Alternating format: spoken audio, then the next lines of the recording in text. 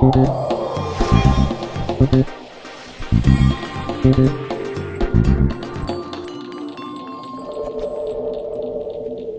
Daniel Corsiglia, soy médico especialista en cardiología y en emergentología.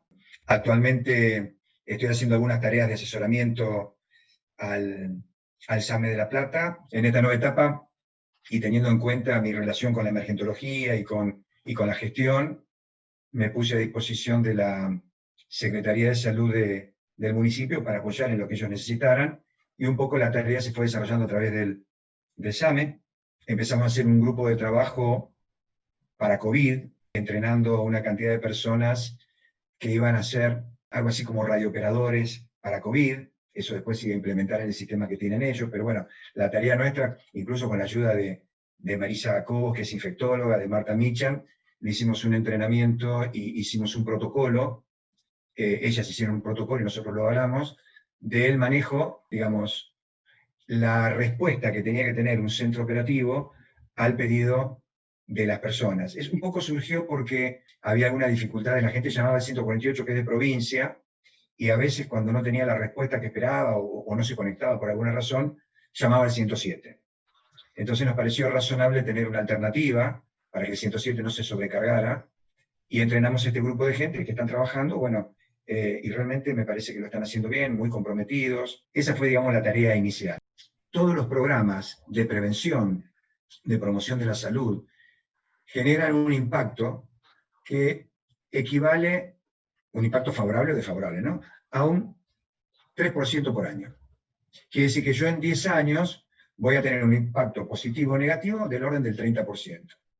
Resulta que en los primeros años de la caída del muro de Berlín, la mortalidad por muerte súbita cardíaca ascendió muy por encima de ese número.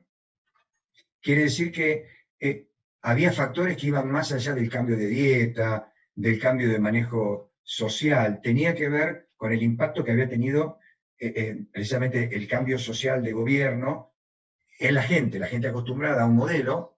No digo que sea bueno o que sea malo, a un modelo, le cambian el modelo después de 30 años, y bueno, mucha gente empezó a tener alteraciones de orden psicológico, y se sabe claramente que, digamos, que la depresión es un condicionante de enfermedad cardiovascular, es una variable independiente. Es decir, yo puedo tener colesterol normal, presión normal, pero tengo alteraciones del estado emocional, y eso puede ser un factor de riesgo por sí mismo, ¿no? Así que creo que hay que trabajar con un formato distinto al que se está trabajando ahora. Tiene que haber gente, esto como si fuera un incendio. Este es un incendio, ¿no?, infectológico. Bueno, tiene que haber bomberos apagando el incendio. Tiene que haber una estructura que fundamentalmente cuide al bombero. Pero atrás tiene que haber una estructura que planifique a posteriori. Es decir, no podemos quedarnos en el corto plazo, porque si después nos va a agarrar en el largo plazo sin saber qué hacer. Hoy ya tendríamos que estar pensando qué vamos a hacer de acá a 4 o 5 meses desde el punto de vista de vivienda, desde el punto de vista de acceso a la salud. Es decir, es complejo, es tan complejo que creo que ni una persona, ni un partido político, ni una ideología, ni una filosofía, ni una religión lo pueden resolver, son todos. Nosotros estamos hablando de un grupo de gente que va a apoyar a la tercera edad, va a ir a la casa y le va a llevar la comida, le va a resolver algunos problemas de necesidades. Lo que creo que no se está pensando como una respuesta integral es que toda esa gente tiene que tener un apoyo psicológico o psicosocial. Es decir, que lo ayuden a entender lo que le está pasando. Eso hoy tenemos muchas herramientas para hacerlo, a través, bueno, de las videoconferencias, manteniendo incluso el distanciamiento, pero que haya gente. Hoy, por ejemplo, si vos tuvieses un problema no emocional, si no fuera un problema de piel, y buscarías herramientas para hablar con el dermatólogo, por lo menos para que te mire la ampolla que tenés en el brazo, a ver qué se puede hacer, ¿no? Es decir, nosotros tenemos un gran problema entre lo que decimos, entre el relato que implementamos y entre la ejecución práctica de lo que estamos pensando. Hay una diferencia muy grande. Es decir, entonces generamos muchas expectativas, pocos resultados, y eso termina en frustración de alguna de las partes. me parece que, por eso te decía, si bien está el bombero apagando el fuego, atrás debiera haber grupos que estén pensando cómo resolver esto en la práctica, no con una declamación que tenga algún interés político o decir, ah, se me ocurrió a mí. Que se le ocurra a quien sea, pero que yo, si estoy en mi casa solo, pueda tener acceso a alguien que me pueda ayudar a sobrepasar este momento. Porque un poco viste lo que dice mucha gente que yo coincide, ¿no? Las pandemias, las guerras sacan lo mejor y lo peor de cada uno. Bueno, potenciemos lo mejor de cada uno. Lo peor de cada uno va a estar, eso tratemos de evitarlo, pero sí potenciar lo mejor de cada uno. Y si hay gente que tiene ideas como para ayudar a esto que se ha dado a llamar el síndrome de la cabaña, que uno se queda encerrado en su cabaña y después cuando pasa esto no quiere salir de la cabaña, es decir, habría que analizarlo con alguien que sea experto en esto. Yo, a ver, lo estoy diciendo más que nada como algo intuitivo, es decir, lo veo en mis compañeros de trabajo que están en la primera línea, es decir, vos hoy a las 9 de la noche no escuchás más los aplausos y las cornetas. Antes todos los días, por lo menos, había un pago en aplausos y en cornetas. Ahora se terminó. Eso ha pasado. Yo viví también la etapa del comienzo del SIDA y, digamos, había un denominador común, que era el miedo. Y ese miedo estaba sustentado en el desconocimiento o en la ignorancia. Es decir, hoy mucha gente está informada, pero no está calificada la información para saber que lo que le dicen es lo que está pasando, sobre todo cuando se sentencian ciertas cosas, ¿no? Qué sé yo. No se puede salir sin barbijo, o póngase una escafandra, o quédese en su casa y no asome ni la nariz. Ni una cosa ni la otra. Es decir, la gente sigue viviendo en el día a día. ¿Cuánta cantidad de personal relacionado con la salud que entraba al edificio y no querían que entrara porque iba a ser un motivo de contagio? Ese miedo se sustenta en la ignorancia, por lo menos de ese tema en particular. Por eso acá creo que es importante llevar una de las buenas cosas que se hicieron, la generación de los protocolos, sirve para eso. Cuando alguien quiere saber si tengo que usar o no tengo que usar un barbijo o un tapaboca, bueno, accedo al protocolo o en su defecto podría acceder a una oficina que se encargue de dar respuesta, es decir, que tenga gente entrenada en el uso de los protocolos o que pueda informar, porque a veces esa lectura no es simple para el que no está en el tema.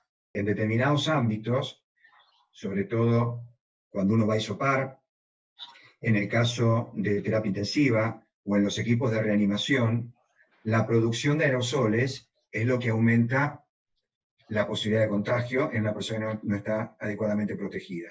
En esos grupos, los equipos de protección son lo que se llama nivel 3, que son los más sofisticados, por eso que se dice que esos equipos no deben ser utilizados para otras cosas. Eso es un tema, que es tener los equipos adecuados. Después viene la otra parte. ¿Cómo los usamos? Para eso tiene que haber protocolos.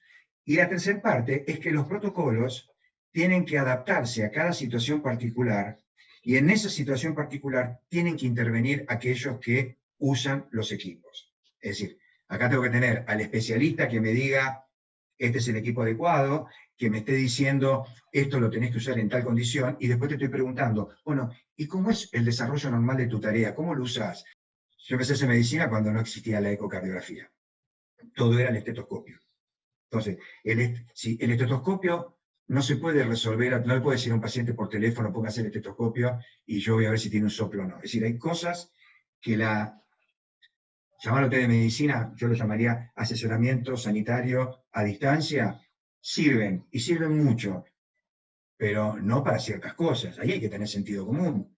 Es decir, y el sentido común no es ni más ni menos que la novena inteligencia, es de las 8 inteligencias múltiples que había, la novena es el sentido común, que es la inteligencia práctica.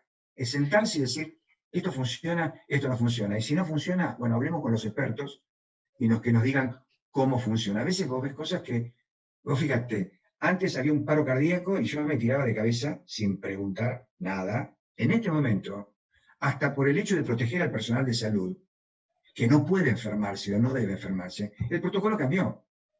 Yo ahora no me tiro de cabeza a hacer una compresión torácica, porque la compresión torácica genera aerosoles. Entonces tengo que estar protegido para hacerlo. Y mientras no esté protegido, no lo hago. Por lo cual el protocolo de reanimación dice, primero evalúo la situación, evalúo el riesgo, defino si esta persona tiene que ser reanimada o no. Si tiene que ser reanimada, le coloco los parches para saber si el ritmo que tiene lo puedo desfibrilar. Y mientras hago todo eso, hay otro que se está cambiando con todos los equipos de protección personal, que es el que va a entrar a hacer la compresión torácica y el manejo de la vía aérea. Cambió un modelo que lleva 30 años y que nosotros creíamos que era el único. La pandemia nos hizo revisar todo, nos hizo revisar el mal pago que tiene el personal de salud, nos hizo revisar el problema de vivienda que tiene la gente que está en las villas de emergencia. Digamos, nos visualizó muchas de las cosas malas que tenemos. Lo que no podemos hacer es, cuando termine la pandemia, eso dejarlo abajo de la alfombra y olvidarnos qué pasó, porque lo que pasó, pasó. Y hoy creo que el personal de salud sigue siendo el lugar que todos debemos cuidar.